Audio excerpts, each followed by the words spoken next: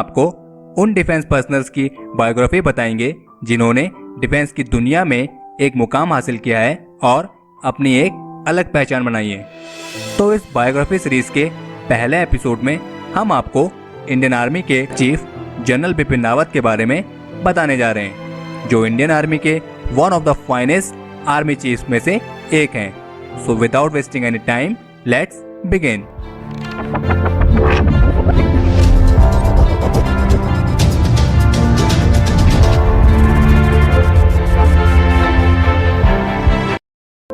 General Bipin Rawat Indian army के 27वें सेनाध्यक्ष हैं, जिन्होंने 31 दिसंबर 2016 को थल सेना के अध्यक्ष के रूप में अपना पद ग्रहण किया था। इससे पहले ये सेना के उपाध्यक्ष भी रह चुके हैं। इनका जन्म उत्तराखंड के पौड़ी गढ़वाल जिले में एक राजपूत वंश परिवार में हुआ था। इनको इंडियन आर्मी में जाने की प्रेरणा कहीं और से नहीं बल्कि अपने ही परिवार से मिली, क्योंकि इनके पिता एलिस रावत इंडियन आर्मी में लेफ्टिनेंट जनरल के पद पर रह चुके हैं। इनका पूरा बचपन फौजियों के बीच बीता, जिस दौरान इन्होंने अपनी स्कूली शिक्षा कैम्ब्रियन हॉल स्कूल देहरादून और शिमला में स्थित सेंट एडवर्ड स्कूल से प्राप्त की। जैसा कि हमने आपको बताया, जनरल बिपिन रावत एक आर्मी बैकग्राउंड से थे, इसलिए अपने पिताजी को देखकर ही इनके अंदर देश प्रेम की भावना जगी और अपनी कड़ी मेहनत और लगन से general Bipin Rawat Indian military academy से कमीशन हुए, जहां उन्हें अपनी बेहतरीन परफॉर्मेंस के लिए स्वॉर्ड ऑफ ऑनर से सम्मानित किया गया। स्वॉर्ड ऑफ ऑनर पाना हर किसी के बस की बात नहीं होती है, क्योंकि स्वॉर्ड ऑफ ऑनर उस कैडेट को दिया जाता है जो अपने बैच में सबसे बेस्ट होता है, और जनरल बिपिन रावत उनमें से एक थे। फिर वे हायर डिफेंस की स्टडीज के लिए अमेरिका चले गए, जहां उन्होंने डिफेंस सर्विसेज स्टाफ कॉलेज से ग्रेजुएशन किया और अपने कमांड नॉलेज को पैनी करने के लिए फोर्ट लेवनवॉर्थ में हायर कमांड कोर्स भी किया। इन्होंने मद्रास यूनिवर्सिटी से डिफेंस स्टडीज में एमफिल की डिग्री और मैनेजमेंट एंड कंप्यूटर स्टडीज में डिप्लोमा भी हासिल किया है। जनरल बिपिन रावत को सन 2011 में चौधरी चरण सिंह यूनिवर्सिटी मेरठ द्वारा research on military media strategic studies के लिए डॉक्टरेट ऑफ फिलॉसफी की उपाधि भी दी गई है। अब बात करते हैं इनके मिलिट्री करियर के बारे में।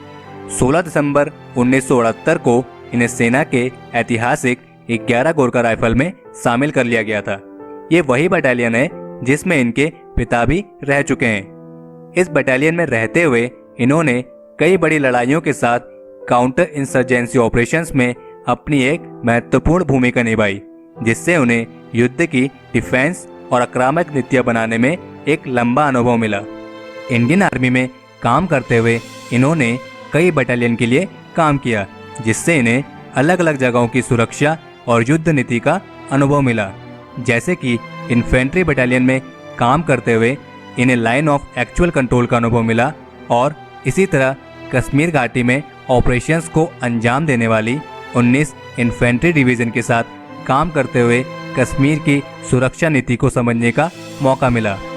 इसके अलावा उन्होंने आर्मी के 3rd core, GOC southern command, IMA Dehradun, military operation directorate जैसे विभिन्न महत्वपूर्ण विभागों में भी काम किया, और लगातार अलग अलग आर्मी ऑपरेशंस को परफेक्टली संभालने के कारण इनका समय के साथ साथ प्रमोशन भी होता रहा।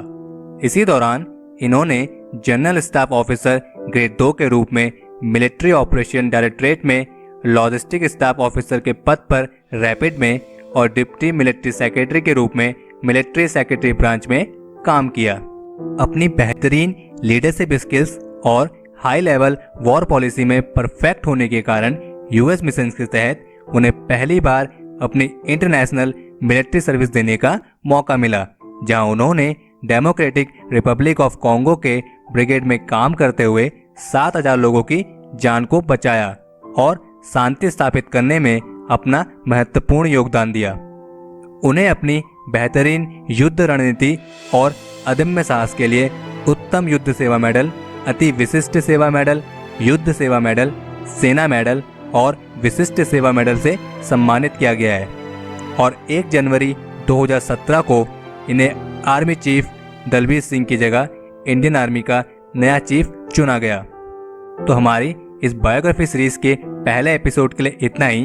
अगर आपको ये वीडियो पसंद आई हो तो इस वीडियो को लाइक करें, और अगर आपने इस वीडियो को अभी तक अपने दोस्तों के साथ शेयर नहीं किया है तो इसे अपने दोस्तों के साथ शेयर करें।